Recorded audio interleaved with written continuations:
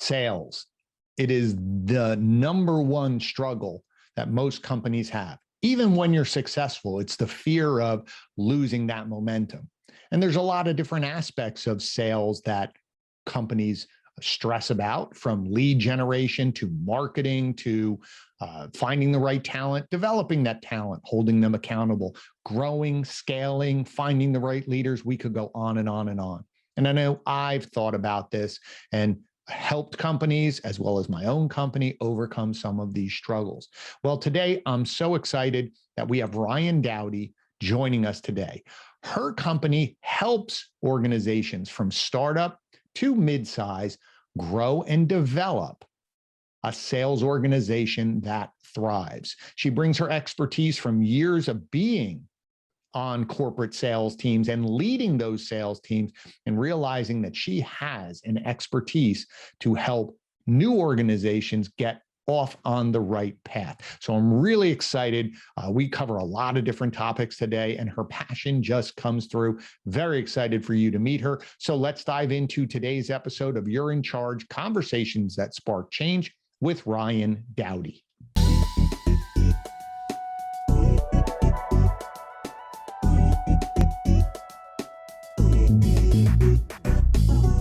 Okay, Ryann, thank you so much for joining me today.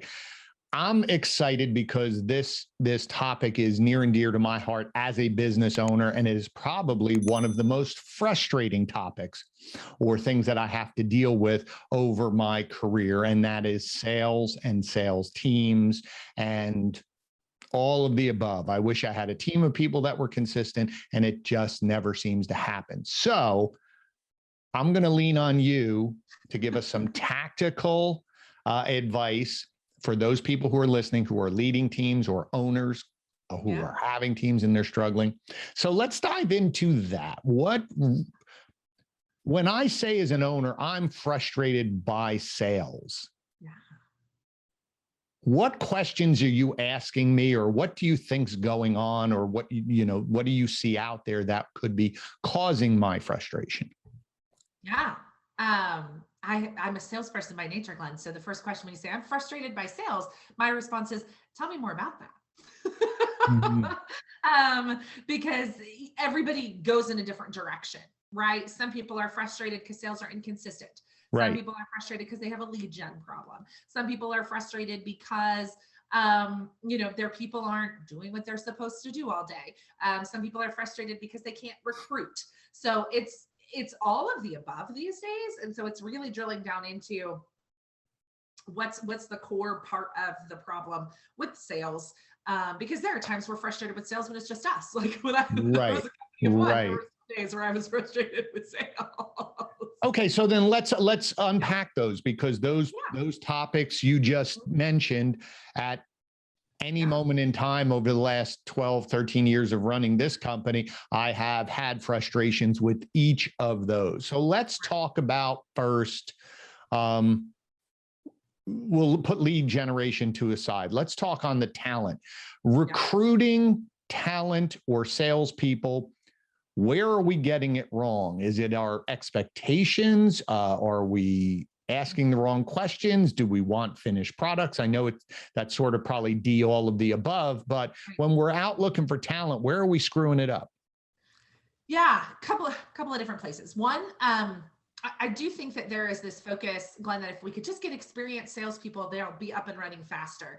And the data actually tells us that that's not necessarily true. The on-ramp time for an experienced person versus a new person is only probably about 2 to 3 months faster if you have somebody with more experience. So I think I always say the first thing that we're hiring for is a fit with the mission and the vision and the values of the company. Because if we don't align in the mission, vision, values of the company, they can't sell your stuff, right? Because you're looking to work with clients who match your mission, vision, values. So your salespeople have to first match your mission and vision and values. And what I see a lot of companies do, Glenn, is they're looking for who can get me an ROI the fastest, meaning the most experience, already has contacts in the industry, has maybe sold something similar to what I sell, already speaks the language. Those types of questions are coming up. And so that's what they're looking for. And they forget that piece of like, do they believe in your product? Like, do they fit the values? Like, is there a values alignment in which you both find important? So the first thing is like not forgetting that mission, vision, and values are the most important part of the recruiting process, of being really clear, this is what we stand for as a company. Because again, if that's not aligned, it doesn't matter how talented they are, how much experience they have, it's not going to work. And I know that's fluffy, and I know that's a very like millennial answer, but it's the truth. And no, I don't think that is I actually think you're right. I look back now as I'm listening to you, the people who have been successful have aligned with that. Or we were more clear, or maybe we were more patient. So with that, then, so I know people who are leading teams or owners who are sitting here listening to this would say then, okay, so then what question should I be asking in the interview to see if there is an alignment with what I'm looking for versus all of those other things you said? They're in the industry, they're familiar with products, they've sold it before. What are the questions I should be asking in my interview? Yeah. So, I mean, it's going to be different every single time because it depends upon your values, right? So like one of our core values as a company and Social Sellers Academy is human to human connection, right? Like that's really important to us. That's how we sell. And so like asking that question, like you have to spend, you have to spend 8 hours a day in conversation with people. How do you feel about that? Is that energizing? Is that terrifying? Is that like, what do you, what I say that the next 8 hours you are going to spend in conversation with other human beings. What comes up for you? Right. Because that's one of our values. And, asking them how they deal with, how does it work? You come across somebody who you have differing values with, right? You have differing opinions. How do you handle that? Because again, I'm looking for somebody who can do that with compassion. I'm looking for somebody who can do that through connection, not let me shove my opinions down your throat, right? To me, that's not right. Connection. So it's taking whatever your core values are as a company, Glenn, and then pulling apart what questions do I need to ask to see how they feel about this, right? So again, one of our core values is family. My children were literally the reason why I started my business. I left a very successful corporate career because I wanted to be in control of my time so I could spend more time with my kids. So asking them about their relationship with their family and all those types of things, because if family's not a priority for them, they're not going to align with our values and they're not going to align with our clients. So it depends on your values and asking questions around those things and how they handle those types of situations, I think is probably the best place to start. Yeah, see, I like that because it also forces you or the person who's asking the questions to be very clear about expectations of what you should be doing. To your point, is this a face-to-face? I get in the car, I know we're getting post-COVID, right? And where people are going to talk to people, or it's in a face-to-face, meaning a retail where customers are coming in and we're selling that way versus someone who is over the phone / email, video chat, or a combination thereof. I like that question of the next 8 hours or 40 hours of your week, you're going to be reaching out to have conversations, and part of that is also, I would assume, how do you deal with the frustration of not connecting with someone? I'm making phone calls, I'm sending emails, and I just can't get past the gatekeeper to even have a conversation. How do I deal with that frustration as well? Right. Yeah. I mean, all of those things I think are super important. And like I said, it's just outlining your values and then mapping out like what questions do you need to be asking during your interview process. I also we encourage all of our clients, Glenn, to include their values and their mission on their job description. And that's not going to totally screen out everybody because I've learned a lot of people just don't read job descriptions. Yes. Trust me, I've had that too. But again, for us, like one of our big ones is growth mindset, so it's like, what was the last book that you read, personal development book that you read? Right. I don't remember means that you can't work here. See, I think what I'm hearing is sometimes when we're in sales, and I'd like your opinion on this now, is sometimes we start looking for a salesperson or a new employee when it's too late. meaning that someone left, something's drastic. So we start panicking and we don't give ourselves enough time to be thoughtful in the interview process or really screen people or write a great job description to be able to say, this is what we're looking for, and be willing to say, no, you can't work here, versus I just need a body, let me throw it at that. That never works. Ever. So do you see that a lot with clients who are reaching out to you, that they're waiting too long to hire, or where they should be maybe looking always to add someone to their team versus this panic hiring process? Especially now, it's crazy town right now, recruiting. In general, right? There are more opportunities than there are candidates, and the best people you are plucking out of other roles, right? Right. Like, it's not, so it's crazy town now. But yeah, I mean, we always say, like, my business partner always talks about, like, always be recruiting, right? Like, as a business owner, you go from like closing, right? Like the old school ABC. And then once you have a team, then it's always be recruiting, because Right. you have to be a solid, 3 to 6 months ahead of your needs, because of the pipeline, because of training, because of the amount of time it takes to get somebody up and running. I think that's also a really big challenge, Glenn, that people have. You kind of, the initial question you asked me was, I'm frustrated with sales. Most people are frustrated with sales on like day 62 of their salesperson on the job hasn't closed like 4 deals. And they're Right. like, the salesperson sucks. Meanwhile, the data tells us that it's now between like 9 and 12 months is the time frame of which you can expect your salesperson to be 100% onboarded and on-ramped. It doesn't mean that they're not going to sell anything for the first 9 months. Right. It just, it can take 9 to 12 months to really get somebody in, get them, trained, get them, have enough relationships, have a big enough pipeline, have had enough touch points, have built enough of a runway to be producing at the rate that you expect them to. So I think a lot of times our sales frustration comes from lack of patience. And it always goes back, Glenn, till we waited too long to hire. Right. We got salesperson producing in Q1, but we waited until the end of Q4 to hire them, instead of hiring them in the beginning of Q3, knowing that, I really need them producing by Q1. Yeah. So that's interesting, because I wrote an article about this just recently about, one, not marketing, marketing that you want somebody to work for, marketing your company as a place to work as hard as you're marketing your products, right? Do you have testimonials from your employees saying, hey, this is a great place to work, look at this growth mindset?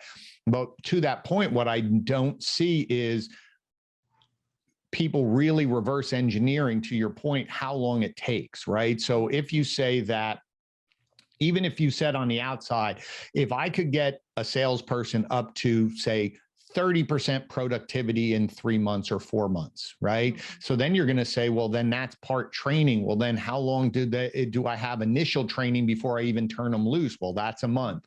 Okay, well, then how long does it take me to actually find good candidates and advertise? Now, all of a sudden you're saying, if I need somebody to be at 30% productivity after 3 months, I got to start looking for someone maybe 6 months, and think, to your point, because I've mapped out how long it's going to onboard someone to dedicate the training to, so that they could potentially start producing, as you said, building up their pipeline, getting comfortable with the products, getting comfortable with the culture and the team and all the rest of that.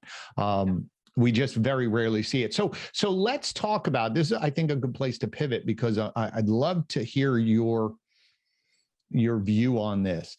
I always find that onboarding, right, that initial new hire type of onboarding, most companies do a pretty good job, right? Pretty decent. But then people are cut loose and we're expecting productivity, but we're not really, doesn't seem like a structured either training or check-in or coaching mentality. It's, well, I did my 2 weeks onboarding. Here's your products. Here's your computer. Here's your, CRM, and go sell. Is that something most companies really are missing, or missing the importance of that ongoing coaching and development? Absolutely. Absolutely. You like teed that up perfectly. I'm like, you want to sell what I sell, Glenn? Because you're pretty good at it. But 100%, like, that is actually what happens. And it's worse when you're an entrepreneur, right? The more established companies at least have a little bit more set up, but like You're lucky that 2-week training window is in place. But so for us, it's absolutely that. We expect Right. you to bring somebody on and we expect them to be productive and we expect them to produce at a certain level without giving them the tools to do so. And we use a lot of sports analogies around here, but I always use, I use professional athletes, right? And lately I've been using the Tom Brady example. If he went from, he went from New England to Tampa Bay, right? And just because he's theoretically the greatest of all time, and I'm from Kansas City and I'm not a fan, but he makes there's a really good point here in all of this that it wasn't just hey, Tom, you're really good at football. Can you just come here and throw a ball? And here's the playbook, figure it out. Right. We'll see you on Sunday. That's not how it went. Right. I mean, I wasn't there, but I can make some assumptions that this is not how it went. Right. He's watching game tape. He has coaches. He has all kinds of coaches and all kinds of support. Right. So we want professional level activity out of our people, but we're not giving them professional level coaching, training, and support to make it happen. No, and I think that, to me, that I like that analogy. I've used it before as well. Is it's the word we're always missing is development, right? We call it training, but really it's training and development, but we don't really develop anyone, which is, to your point, I was listening to someone on sports radio and they're talking about rookie quarterbacks, and they say, I wait till the middle of their second year to really make a decision on what we see, because everything is changing. It's moving fast, completely different environment. But that every day they play, these are the professionals, the 1% of the 1% of the 1%. And they have meetings where they break down film, look at what they did, how are they doing? They're going out and practicing this over and over and over again, just for that game on Sunday. Or if it's basketball, your 82 game schedule. It's amazing. But to your point is, we expect, part because we're busy and we don't build it into the structure or system, where when are you going over that game tape with your salesperson? When are you listening in on phone calls? And I think it's twofold. One, it's the beginning, when you're new, we don't pay attention, or we think, oh, Ryan's selling, so I don't have to look at all. And actually we're missing out on the potential you have, or the fact that you're just going to start getting less and less productive because no one's paying attention. 100%. I think all of those things happen inside of organizations, big and small. I've seen it happen in teeny tiny companies with their first 2 salespeople, and I've seen it happen with 400 or 500 salesperson organizations across the board. We onboarded them, they're really great, and then or Glenn, we do this: we mistake product training for sales training. Okay, go into that, because I think I know where you're going, but I want to make sure the audience understands the differentiation between that, because most of the time I think they think it's one and the same. Right. So I spent a lot of my career selling digital marketing services, meaning, Facebook ads, search engine optimization, search engine marketing, et cetera. Some things that things that change a lot, right? Like selling Facebook ads. It's like a moving target, right? So there were product updates all of the time. And when the product updates would roll out, right, we'd have trainings as a team and we'd tell them about the product updates. But it wasn't like, how does this product update impact your sales process? Right. So we're focusing on, here's the product, here's how the product is changing, here are the new things it can do. But then we don't take it one step forward and say, okay, this is what this means in our sales conversations. This is a really cool position opportunity. This is a brand new segment of people we can now support because the product does this. Right. So we're not tying the 2 things together. We're relying on our salespeople to figure out how to connect those dots on their own. And, I'd say 80% of them won't. You're the best of the best, right? It's the 80-20 rule, right? The top 20%, they're going to get it anyway, right? Because they're going to get it with or without the product updates, because they're damn good at their job and they're good at relationships and whatever. I'm talking about the other 80% that need to connect the dots for them. How does this impact the sales process? Right. And I think there's another piece when you're talking about sales training. You're right. I don't think there's enough of, how do you start a conversation? How do you productively listen? How do you overcome objections or respond accordingly? Those are technical skills that we just assume that, oh, you have a great personality, you'll figure it out. versus really listening in on them. That goes back to what you talked about in listening to tape, listening to phone calls, sitting with them to say, you sort of cut that person off, or you didn't really answer their question, or, so it's not, you're right. How does the product conversation go? But there's a whole nother wrapper around this of technical skills that I think a lot of people just assume that if you apply to a salesperson's job, you should already know how to do this. Right. Oh, yeah. Absolutely. Or we train in one area of the sales process, Glenn. I do see that. Like, we train a lot on overcoming objections, right? Right. It's like all about overcoming objections. But we forget, like, if we just did a better discovery, we'd get less objections, right? If our pitch was a little bit more polished, we would get fewer objections. So I do see that where people are like, but I am training my team, Ryan. We role play on objections every Friday. And I'm like, what about the rest of the process? Right. Well, when I used to teach, I used to say, if you don't start your conversation or open your conversation correctly, you're never going to get to the objections, right? They're just going to hang up the phone, or they're going to walk away, or they're going to say, thank you very much. That's okay. I don't need any help. And you're going, yeah, but I have a great pitch. I know how to overcome objections. Right. So okay, Lynn, let's pivot to that then. When you're, and I know, again, this will depend on the organization and what you were saying before in terms of, mission and your values. But are there, in your experience, are there 2 or 3 qualities that a good salesperson must possess, or else they're just going to struggle? Yes. One, they have to like people. They have to like people. That's so funny you say that, because every time I've asked that question, I'm not sure anybody has ever answered it that way. They've given me every other quality, but that one, it's funny.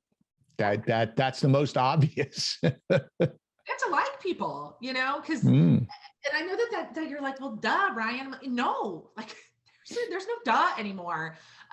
It's like, no, literally, like, do you like people? Like, do you feel like humans are like genuinely good? Or it's like, no, I don't really like people, or no, I prefer to do my own thing, or whatever. I think they'll tell you what they think of people if you ask them. Right. You have to like people. I think that is so important, right? The second thing that I am looking for is a willingness to learn. I think that sales is a totally learnable skill, but it is one that changes all of the time as technology changes, right? Like I started my sales career, back in 2005 selling radio advertising in Orlando, Florida, when we had to like print the MapQuest directions to get where we wanted to go, right? This process has changed, and we have to be willing to change with it, or you're going to wind up with those people that are like, we've always done it this way, right? So I think it's like the willingness to grow and learn and change. Like that's, I think, so important for sales. They have to be willing to take feedback. They have to be willing to be coached, right? Assuming they get coached and trained, they need that. So I'm looking for somebody who likes people. I'm looking for somebody who is willing to learn and grow. And then if I had to pick a third one, I am always looking for, I really like competitive people. I find that competitive people will motivate themselves. They don't need me to motivate them. They will compete with themselves. And if I had a choice, like I literally would only hire athletes. I don't think that's legal, but I would really, that's what I would do. So if I had a choice, because I think that competitiveness, that willingness to learn, that being okay with losing, that, learning how to have difficult conversations, so much of that comes in sports. But if I had to boil that down to one word, is I want somebody who is competitive, even if it was, themselves. Small stuff like, okay, yesterday I made 20 calls, today I'm going to make 25, right? Last month I closed 8 deals. This month I'm going to close 10, because they have to have some of that self-motivation, that self-competition. I think that if I'm looking for a character trait, like that's it, right? That competitive, self-motivated driver factor. They have to have that. Okay. So next level from that, when you're building a team, I've heard people default to your point, I want all those hyper competitive. I'm looking for superstars. I want a staff for superstars. I've never run across a team where it's all superstars. I don't believe you can have all superstars on your team. The dynamic doesn't work. It almost becomes cutthroat, where it becomes really too stressful. So when you're building teams and adding on, is it always just your same sort of checklist? Or are you, do you just put them through the same filter, but then once we put them through the training, people sort of fall into their, well, Ryan is going to pencil 8 deals every single month. Maybe she'll get to 9, maybe she'll get to 7, but that's right. But then someone else is going to go there 1 month they're 12, 1 month they're 7, 1 month this, 1 month that. How do you build a team and scale a team? Because that's also something that people really struggle with as their business grows. Yeah, great question. So, I mean, I think the first part of the question is, if you go for all drivers and competitors, you wind up, with a cutthroat environment. I think that's our job as leaders, right? Like if the environment has become cutthroat, like there's something missing from a leadership perspective, because I want them competing with themselves, not each other, right? Like competing with yourselves, your goals, what you want. It's really about like managing people to their own personal standards, not each other. So that's how we find a bunch of drivers driving in the same direction without them trying to kill each other. Okay. So that's kind of step 1 to that. Step 2 is how do we build a team? We have a rule of thumb is that everybody 4X's their investment before we hire the next person. Meaning if the base salary for this job is $50,000, that person has to have generated $200,000 in revenue before we hire the next one. And then that person has to do that before we hire the next one. So then we create enough space profitability wise to not need them all to do something specific to pay the bills. Right. I watched a company do this. I worked for this company that hired, they got a bunch of funding and they hired like 400 salespeople across the country. And then within like 18 months, we were a sales team of like 230. Right. It was because we took the cash and we dumped it into, and then we didn't make sure each person was profitable before the next person came on board. And then we didn't have the cash for the people who were never profitable. Right. And not everybody who hires is going to be profitable. Some people you're going to have to fire. Some people are going to have to let go. Some people aren't going to be able to make it. And I think it's also a misconception, Glenn, kind of a side note about sales, is that we should always get it right. Right. We're like, oh, there's turnover. We're doing it wrong. It's like, it's normal.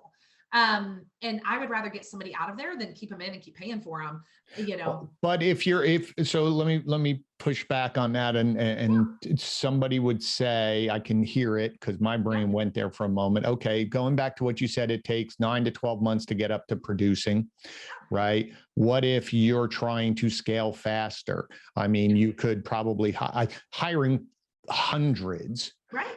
But if you have the bandwidth or the ability to say, well, I'm going to throw 2 or 3 people at it under the same guidance of our training, be willing to pull the trigger and say, one, if you're not doing the work that you're supposed to, right? That's the one thing. If you're not going to do it, then you can't be here. I'm willing to invest in coach because someone's going to say at 50,000, if I have to wait a year for 200,000 to hire my next salesperson, well, then I'm not growing at the pace that I want to as a company.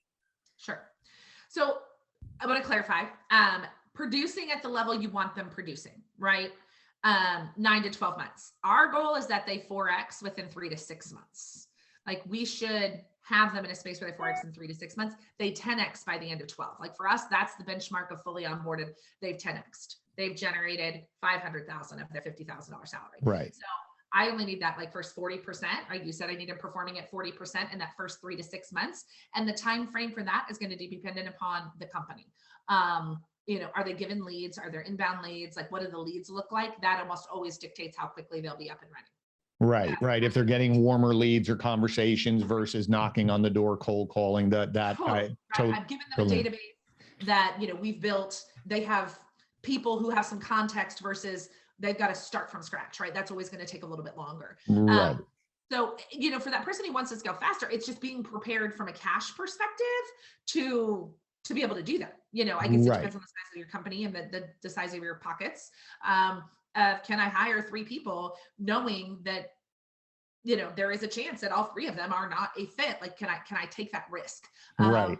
And everybody's growth and scale plans are going to be based on that. And sometimes it is as much as we can turn the lead flow engine on. My business partner, in her in her other business, she hired 6 salespeople at the same time, but it was because they had really honed their ad strategy and they knew exactly how to tip that lever. And so she needed that she could ramp up the ads to support the people. So that was an investment. Right.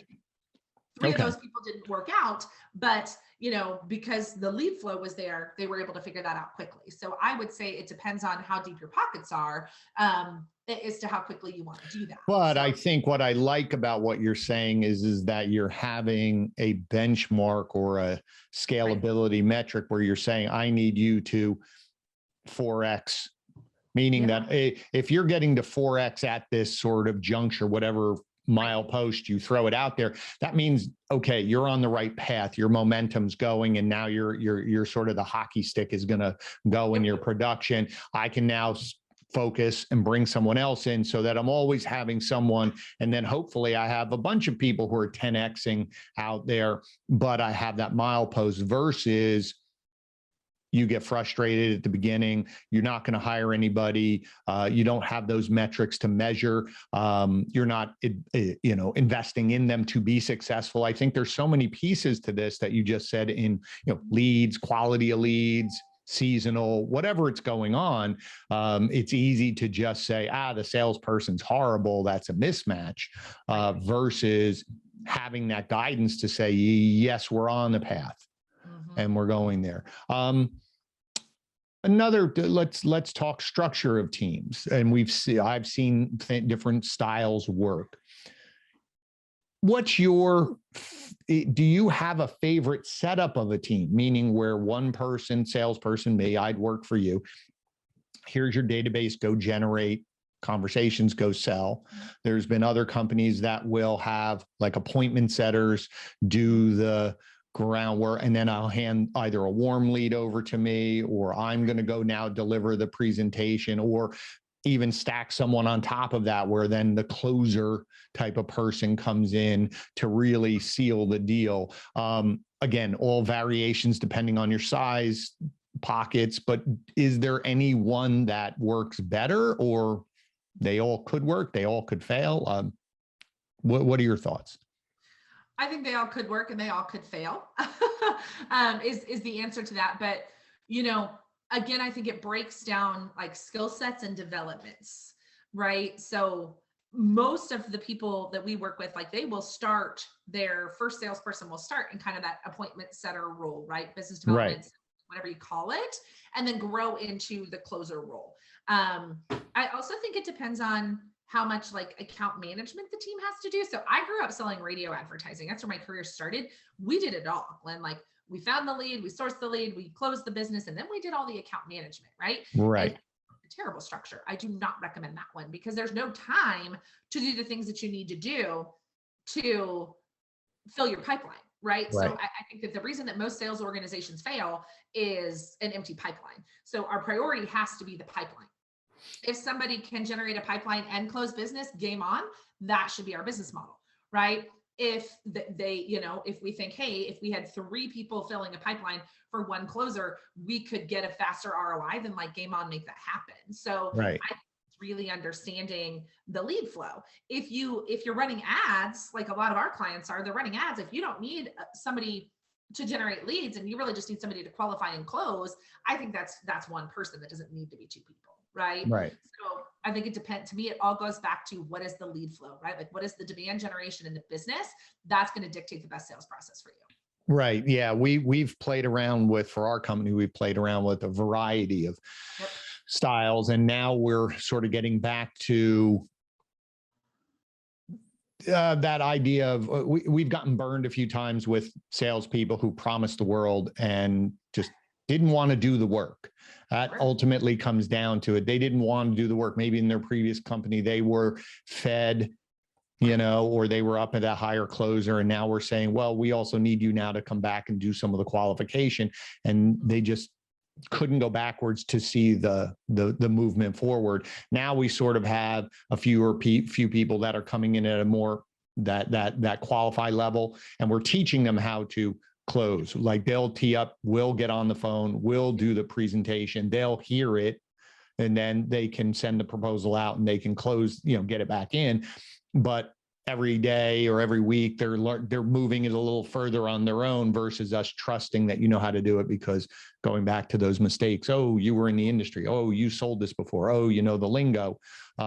And we've been burned. And so I think we've gone back to slower growth to be that, like we just said, get them going and then let the hockey stick take over once they're truly ready to do that, which has not always been easy for us because, we have other things we're focusing on and we just say, oh, great, you're a salesperson, go sell. And then all of a sudden we're frustrated when they're not selling. So,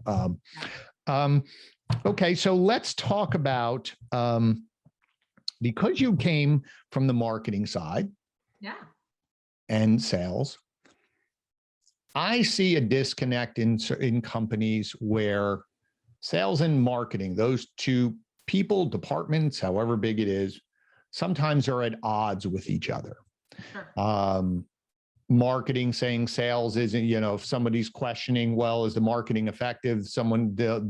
I've heard, well, sales isn't closing the deals. And then sales is going to turn around, well, the leads you're giving me are horrible, right? And they're not working in tandem to really break down what conversations are you having sales? What can we do better? So one, have you seen that? And number two is, what is your recommendation to get those two departments to work more in unison than adversaries? Yeah. I've seen it. I've seen it a million times, and it always just kind of fascinates me a little bit.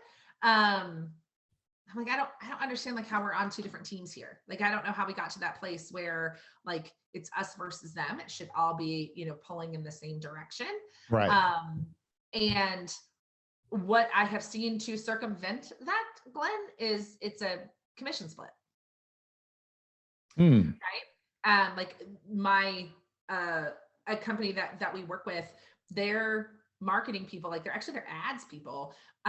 If their ads generate a consult that closes, which that's all trackable, right? Then they get half the commission and the salesperson gets half the commission.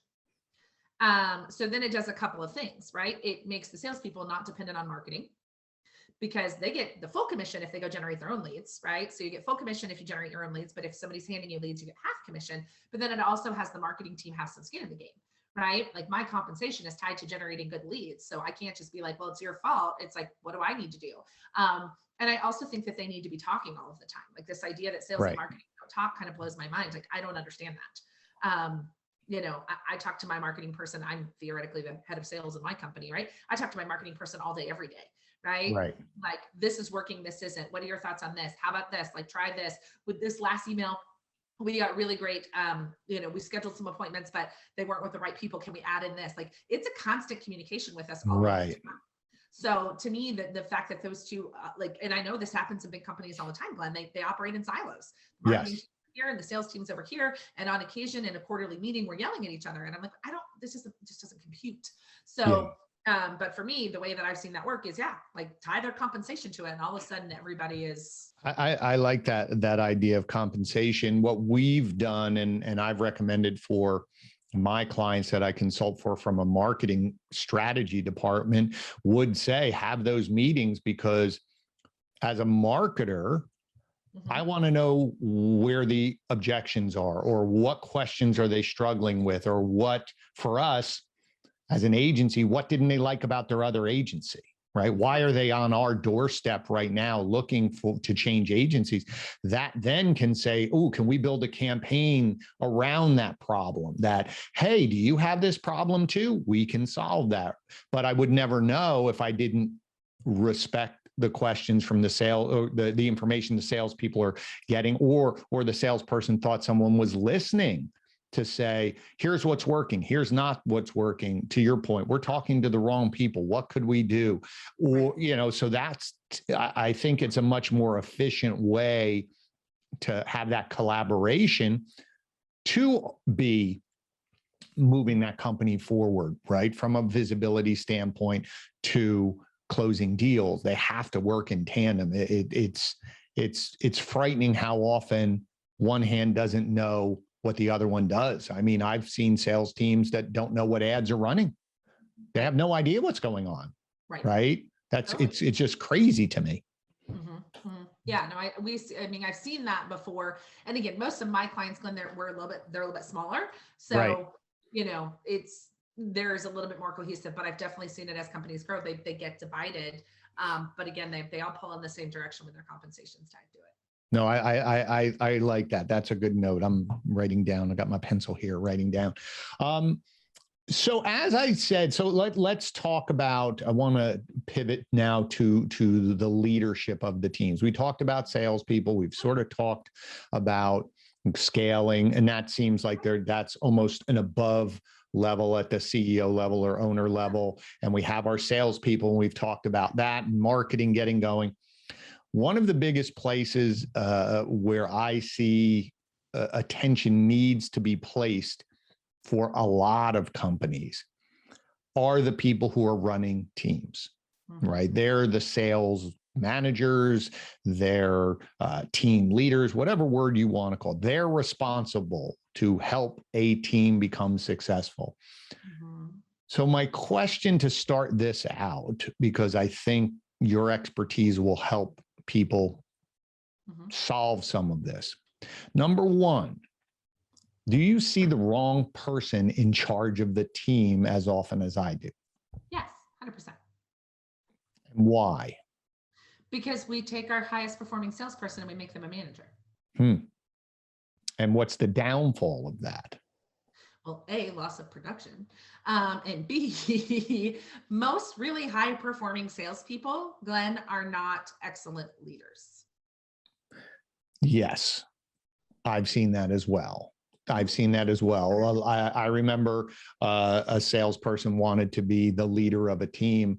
And within 3 days, he said, I can't do this. I don't understand why they don't get it like I do, meaning that it's almost second nature to someone and they don't have that patience to really coach and develop. So, okay, so let me ask you then, if one of your clients said, okay, Ryan, I have a team of 10 people. I have to choose the next person to lead this team. How do I figure out who on this team should be in consideration for that role? How do I figure that one out? Well, first things first is ask them, right? Who actually wants to be in leadership, and then ask them why. Because I have found that oftentimes it is because they want to get out of the grind of sales, which is not a good reason to hire them as a manager. Right. Okay. Oftentimes people are like, oh man, yeah, I'd love to be a sales manager. I'm really tired of cold calling. Right? Like that ain't it. Right? In fact, we should be worried about that person in general. So I think it's ask who wants to, who actually wants the role and why, step one. Okay. And then, so you're going to have your 4 that bubble up to the top out of those 10 that want it. They want it for good reason. Right. And then I'm not looking just at sales performance. I'm looking at, and this is actually advice I got from someone else who we'd talked about this. I forget the conversation, but I thought it was excellent. And so we started doing this is now you go to other people in the organization and say, hey, 4 people, what are your thoughts about them? What have your interactions like that been with them? Give them some more, don't encourage them to gossip, right? But we're considering elevating this person to a team leadership position. Is there anything that you would see that you've seen that would support or, deter from that? Right. Because how they work with other people in the organization, right? I mean, because again, top salespeople are not notorious for being liked, right? They're notorious for selling it, and you figure out how to fulfill this. I don't care. I did my job. You do yours, right? Like that's a very stereotypical high-performing salesperson's mentality, right? So if they're like, oh no, that guy's a jerk, like he, or this person is fantastic, whatever the case may be. So I think it's finding out from the other people that they work with day to day what their experiences are, because if they have to, if they can lead the internal stakeholders, they can lead their team. And then finally, it's looking at productivity and production. What productivity are we going to lose by taking this person out of the field or cutting back on their time? And is that something we can afford to do right now? Right. So that's kind of the steps that I would look at is of the 10 who wants it and why. Right. And then let's go to everybody else in the organization or other stakeholders of what's your relationship with this person? What do you think? And then from there, you're probably going to wind up with 1 or 2 candidates. And then it's figuring out, who actually has the skills to lead and coach and not just the skills to sell. Right. So a couple things. I love those. Those are really great points. And going back to the person who wants to stop doing their job, that's usually because they see that team leader or manager and it looks like that's an easier job. They always seem that they're at their desk. They always seem to be on the phone doing something. So I think if assuming that we have an environment where that leader, team leader, sales manager is coaching and developing every day, they're working one-on-one or they're inspecting and they're involved. So someone realizes, well, that being a manager is actually not easier. It's just different things to do. It doesn't, oh, it's a vacation from this.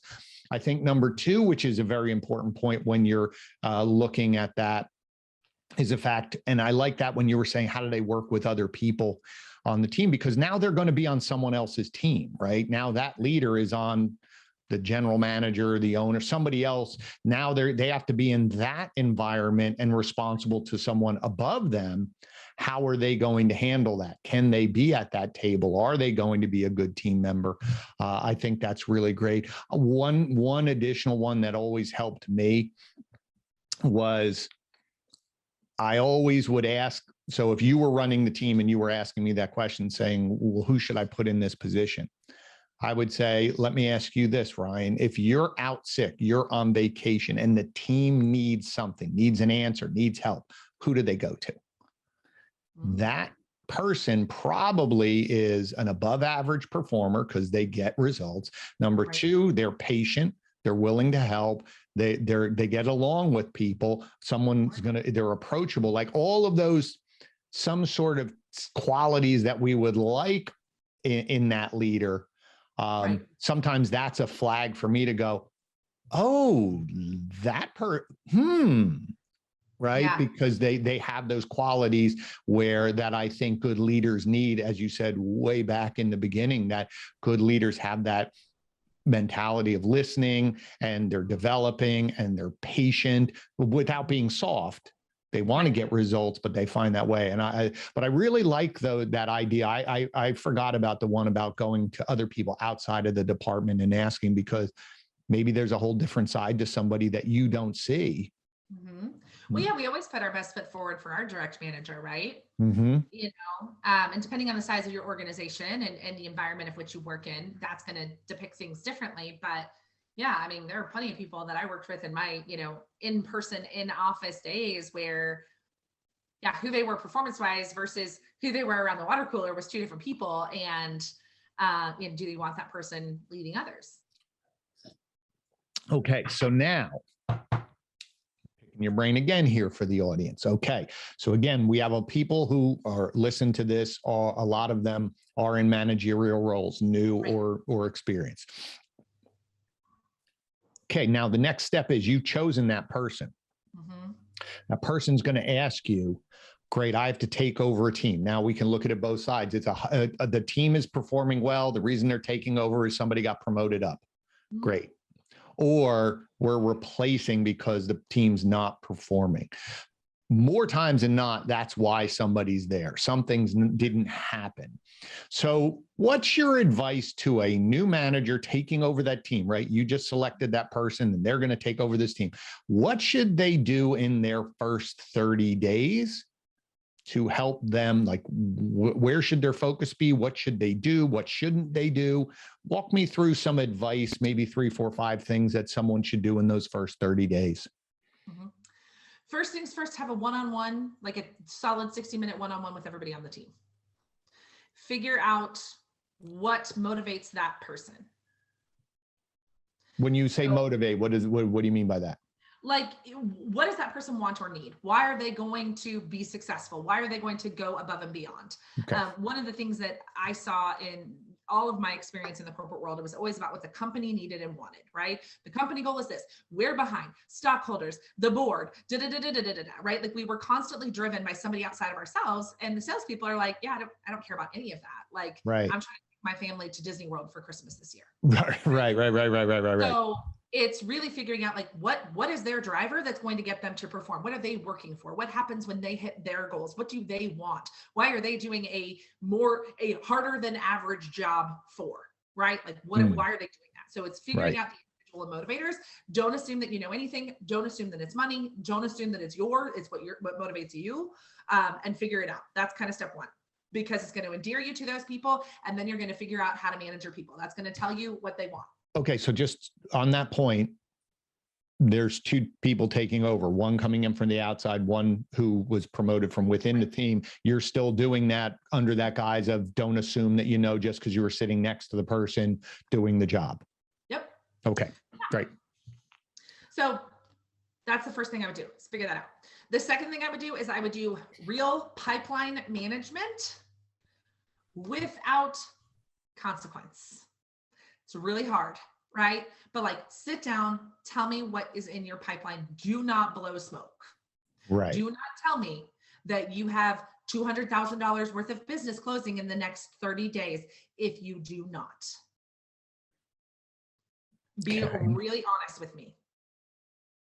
Because again, we're like, oh shit, I got a new boss. So now I got to tell him, I got to inflate. Well, this guy never got back to me, but I'm going to keep him in warm and I'm going to move this. And you know, we get false projections all of the time. Like, give me the projections as real as possible for the next 90 days. Okay. And be willing to hear that like the pipeline is empty, because especially if you're replacing an underperforming manager, the pipeline is empty. Right. So let's figure out how empty the pipeline is, so we can figure out what we need to do to fix it. And then map out action plans for each rep based on their pipeline and their goals. Great. Right. So I'll give you an example. This morning I had a one-on-one with someone on my team, and we're rebuilding some databases. We've made some shifts to our ideal client. And so like my plan for her was, by the end of the week, this is what needs to be done. This is success for you by the end of the week. This needs to be identified. This needs to be done, because come November 1st, your action items are this, right? So it's, figuring that out. If the pipeline is dry, why is it dry? What are the action items? How are we going to fix it? Here's your 90-day plan to make that happen. And then make sure that you are managing that 90-day plan maniacally, right? Like, okay, where are we at? What's the activity? What's happening? What's going on? Where are opportunities? I would even have some fun with it. Those first 90 days on the job, create some spiffs, do some fun stuff, do bonuses, rally around like really creative, massive action. And it can be simple stuffs, right? Starbucks gift cards. If you have an in-office team, bringing in lunch, $50 spiffs that we give away in the PM stand-up every day. Here's $50 to Glenn because he went above and beyond for this. Like, really make it fun and exciting, and try to gain as much momentum as quickly as possible.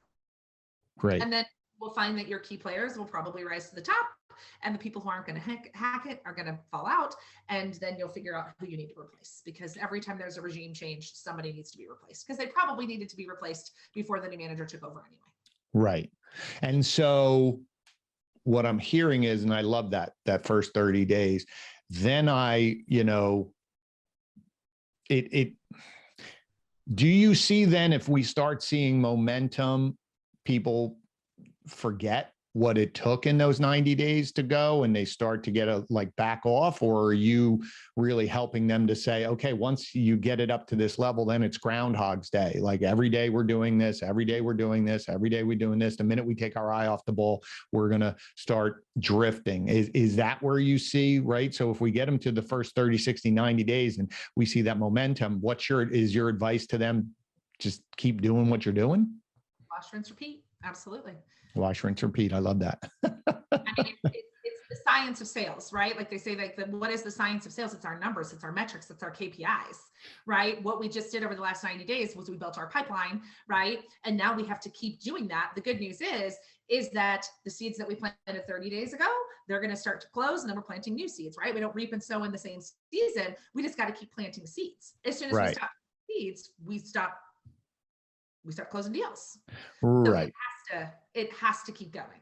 Yes. And I think for everyone listening, don't let what Ryann just said, race by you. And you're like, oh, sure, we do.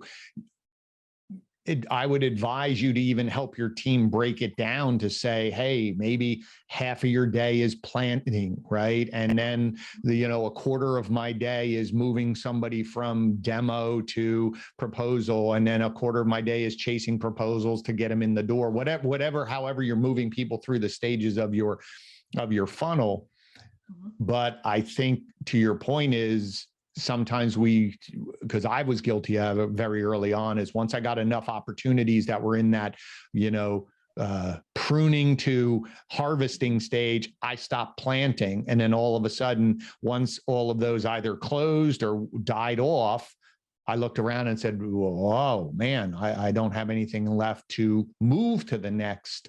And I think that is an advice for all of you leading teams, is really helping your team focus on planting, and then deal with it as we move along, but never stop planting those seeds, or else you will have no harvest down the road.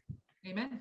There you go. So listen, I could chat with you. I love this. These are great because time flies. We just go. My brain after 3, I'm like, all right, Glenn, give me a minute, but I love this. Let's go. Yeah, I know. But that's because, one, you're passionate about it. Number 2, I find salespeople who are really good, or leaders of sales teams, their brain breaks down those pieces. Like, they know their KPIs, they know what lever to pull, they know where to look, they can pop between planting and closing, but it takes time to develop those muscles. It takes time for you to step back and actually plan this out. And I think the most successful teams that I have ever run across, and for mine, at different times, I can say that was really going well, that wasn't going well. It was the fact that everyone knew what they were supposed to be doing.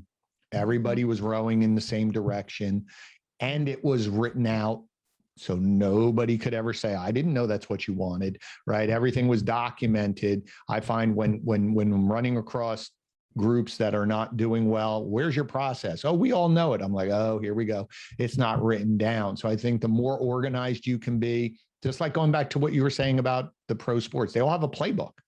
It isn't just, we're not drawing stuff up in the sand and winging it. Here's our playbook. This is what we say. This is what we do. This is how we're successful. So I really love that.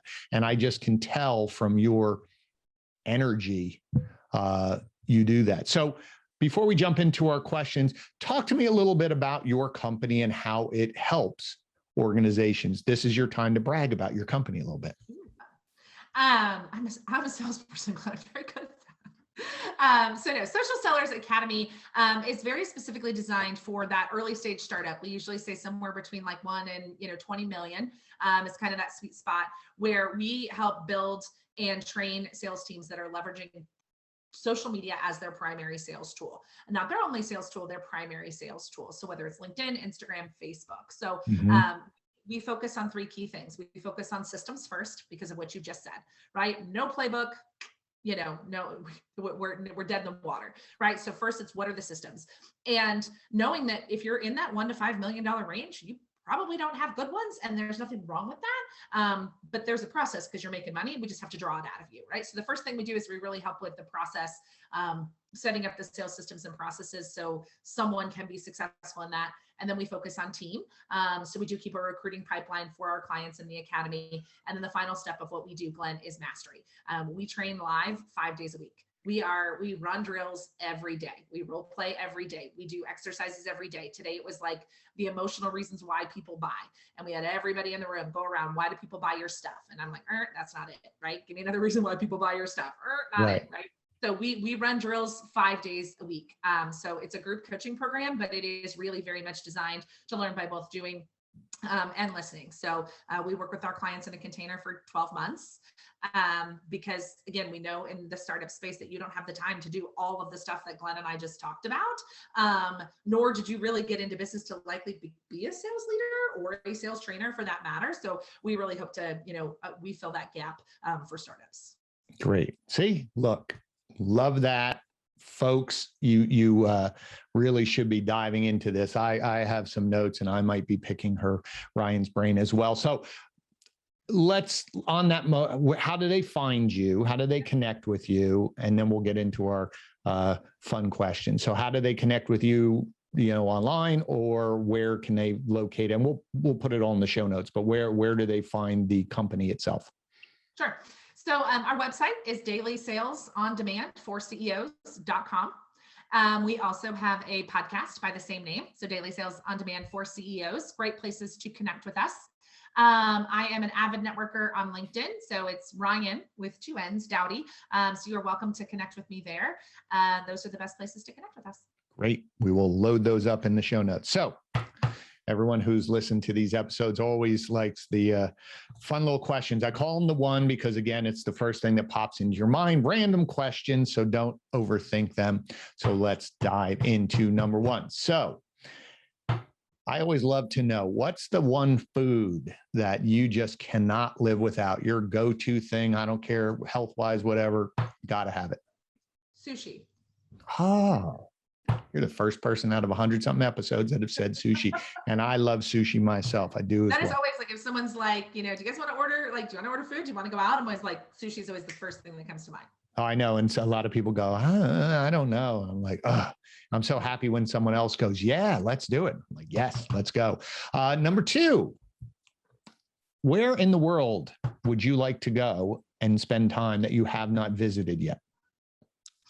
I want to go to, I want to actually do an entire European wine tour for, it's on my roadmap for my 40th birthday. I don't know what I'm going to do with my kids, but I want to go to Europe for a month and, go to wineries and really just focused on what regions of, different parts of Europe produce really great grapes. And that's right. Well, if and when you do that, my brother has been to Italy multiple times. He knows a lot of the wineries, knows them as well. So he can map out a great tour for Italy for you. Other places like France and other ones, we could probably connect you with someone. What are you currently listening to, reading, watching that's inspiring you, getting you really pumped up and focused, that you'd like to share with the audience? Sure. So I just finished one book and started another in the last week. So I'm gonna tell you about both of them. The Magic of Thinking Big was actually a really excellent leadership reminder. The last couple of chapters of the book, he talks a lot about how to be seen as a leader, that I really loved, and how to position ourselves as leaders regardless of our roles, right? I mean, you guys are primarily managers or in manager level roles, but the Magic of Thinking Big is just a really great one. Really good ideas on training and managing your team, a ton of notes. So that's an excellent one. And then now I'm reading the 5 a.m. Club. I think that's the name of it. And I've heard about that. I've heard about that book. It's a lot of fun. I haven't gotten all the way into the weeds with it yet, but I'm listening. I listen to books when I walk or when I, work out and stuff like that. And it's told as a story, and which is kind of fun because a lot of, professional and personal development books can be a little dry. But it's told in a story, and it's literally voiced by different voices. So there's a female character in the book and it's a female voice. Right. So I've been really enjoying that. We're just digging into it, but it's very entertaining and a very easy listen. Great. We love that. Okay. If I gathered your close friends, family in a room and asked them to describe you in one word, what would that one word you think they would share?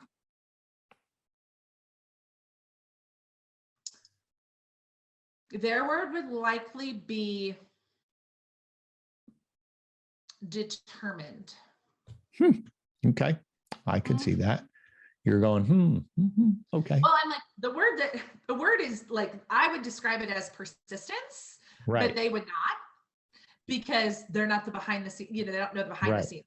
What's Ryann is she's going to figure this out no matter what. So drill that down to determined. Okay. Last question. We've talked about a lot of different things, really fascinating and great information. But if there was one thing, you said, here's the one thing I want the listeners to get out of this or take away from our conversation today, out of everything, what's the one thing that you would want them to take away? That sales is always about solving problems for people. we get really in the weeds. Like you and I got kind of far in the weeds of like sales management and leadership and metrics and how do we 4X our people and how do we train our people and how do we run the drills? And for some of you, like your brain is like, holy cow, right? How am I going to do all that in a day? Right. But like when we really drill down to it, what is our job as salespeople?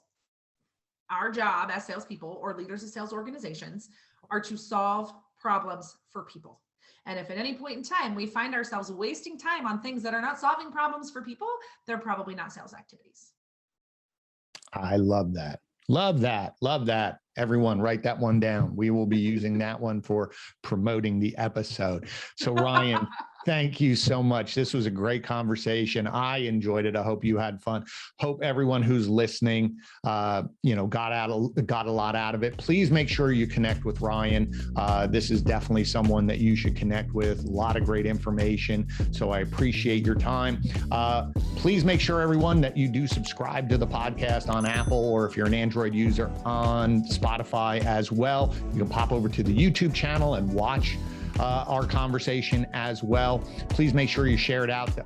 I know there's a lot of organizations and people that could use the information that Ryann shared today. I do appreciate your attention. I know there's a lot of places that you could be watching and consuming content, but the fact that you spent some time with Ryann and myself means the world to me. So, as I say at the end of every episode, you're in charge. But now Ryann gave you a few more tools to help you become more successful, both professionally and personally.